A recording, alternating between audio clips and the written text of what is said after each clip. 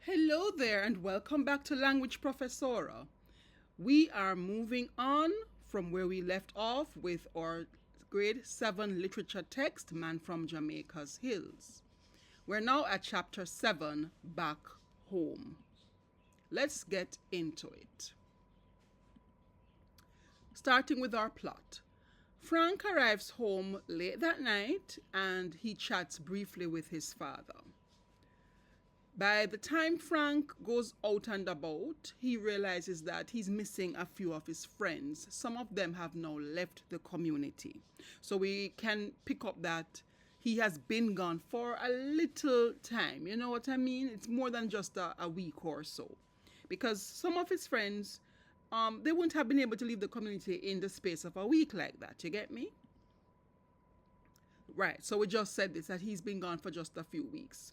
So in this chapter, he decides that he's going to go and pay his aunt, who lives in Brammer Spring, which may be another community in the country, of course. He's going to pay her a visit.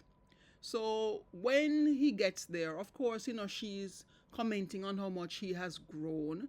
You can think about when you are meeting older relatives in your family. What a way you grow, you get biggie. So you can imagine what that conversation is like. And of course, they begin discussing her list of ailments. I'm not going to tell you what the list of ailments are. Go and read the chapter as per usual to find out what they are. But they're discussing her list of physical ailments. Old people, them always have something wrong with them. You know what I mean?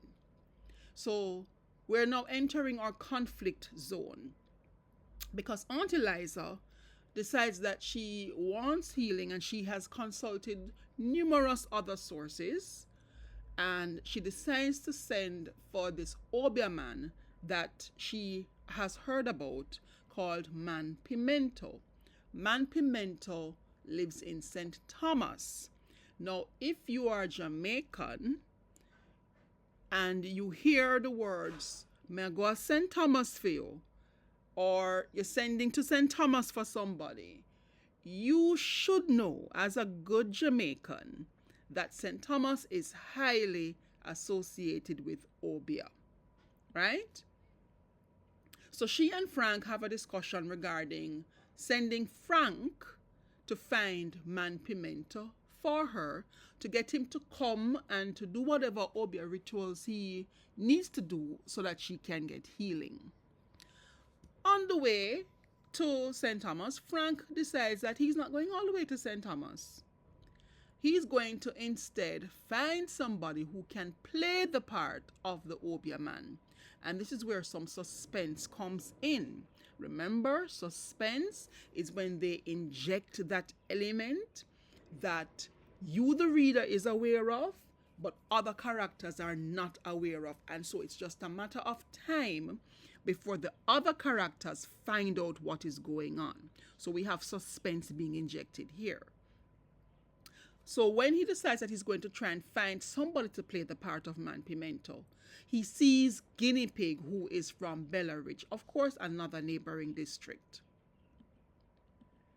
So he tells Guinea Pig, what's going on. And of course, Guinea Pig goes into a whole spiel about how much he loves money and what he will do for money. So you can go and read up on that. But between Guinea Pig and Frank, they hatch a plan to scam Aunt Eliza. So within a few days, because Aunt Eliza had given Frank a deadline by when to get Man Pimento to come to her, so it takes a couple days. It's not all on the same day that all of this is carried out. Within a few days, they carry out the plan, and Guinea Pig collects the money from Aunt Eliza and goes away. Frank hangs back a little bit. He doesn't leave immediately, but he and Guinea Pig, they know what they're doing and they have their plan. Anyway, when Guinea Pig leaves Aunt Eliza, he is still dressed in the Obia man regalia, and he runs into Miss Dresseller. Now, you know by now that anything that Miss Dresseller is involved with, no secrets are going to be held back, right? So the worst person guinea pig could have run into is Miss Drusilla. And this again injects some suspense because we know the character of Miss Drusilla to be a gossip and a nosy Parker. We are now anticipating, oh my goodness. And then you remember that in chapter 5, the way how she went and she told Frank's uncle what they had done with the rooster. So you can now anticipate the same behavior, that she's going to find some way to talk to Aunt Eliza about what she has seen. Anyway, let's put Miss Drusilla aside. Frank leaves his aunt a little bit afterwards, but he does not find Guinea Pig at the spot where they were supposed to meet, because their plan was Guinea Pig would go in, pretend to be Man Pimento, collect the money, meet up back with Frank and give Frank his portion of the money. But that is not happening because Frank cannot find him. Frank even goes as far as to go to his house where he knows he used to live, and he's not there. And he never ever finds Guinea Pig, at least not in this chapter.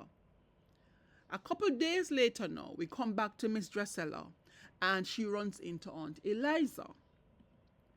They get to talking, and Miss Drusilla comments about her health, and of course Aunt Eliza goes into the whole spiel about the visit from Man Pimento. And this now again, I think, triggers Miss Drusilla's memories in terms of Man Pimento. But Man Pimento has died, and Aunt Eliza is insisting that no, Man Pimento came and he healed me. And Miss Drusilla, of course, lets the cat out of the bag and tells Aunt Eliza, no, that wasn't Man Pimento. That was a scam artist named Guinea Pig that you saw, right? And they separate. Aunt Eliza is wondering if Frank would have really scammed her. Could you imagine how hurt she must have felt to think that her own nephew would set her up like that? So after she leaves and she goes home, she says, I'm not feeling very well. And she goes home, she goes to bed, and she dies shortly after. So when Miss Drusilla tells Aunt Eliza about Guinea Pig, that would be the climax of your story. And the resolution would be Aunt Eliza dying. So this is a bit of a sad end to this chapter, but it brings about a message as well, because when Aunt Eliza thought that she had been healed, she was okay. But when she hears that it was a scam, all of a sudden she's sick again. So it says something about the power of your mind. The state of your mind has so much power in what your body does. Let's take a look at some of the other elements in this chapter. Our characters are, of course, Frank, Mr. Grant in the early part of the chapter, Aunt Eliza, Guinea Pig, and Miss Drusilla. The setting is in the countryside, taking place in Brammer Spring, and it's over a period of days and weeks. And weeks here doesn't mean maybe a whole 4 weeks, maybe just 2 to 3 weeks. That's the period of time over which it is taking place. And again, I keep mentioning this, and there is something that is discussed that tells us the era in Jamaica's history in which this story is set. So when Aunt Eliza was discussing the money, what denomination was she using?